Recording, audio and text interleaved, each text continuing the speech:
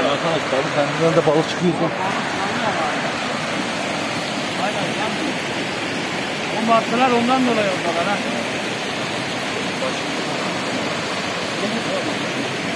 Lan kanlı olanlar var ya. Kanlı mı? Var.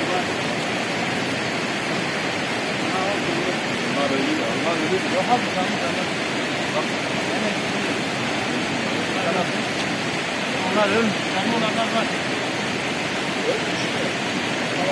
Onlar ölü.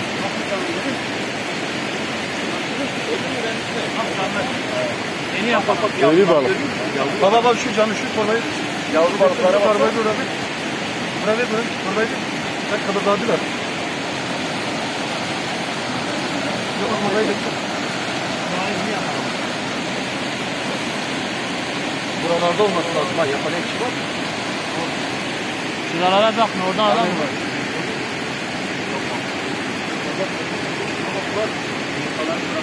Ama bak canlı bütün ya. Ya abi. Bileyim mi abi? Dur geldi.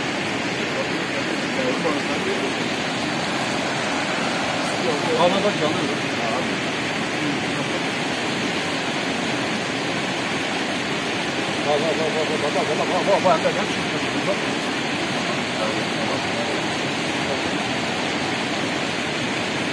Onlar hepsi ölür. Ha? Onlar hepsi ölür. Boşuna şey. Bak. Bak. Buraya atmayın o balıkları. Ya bak. Bak diyecek balık ölümü var. Bak onlar hep ölmüş yani. Sen ne çekiyorsun? Gel buradan da ben şunları da. Oldu mu? Ne kadar yavru balık var. Ben de şu kırmızı.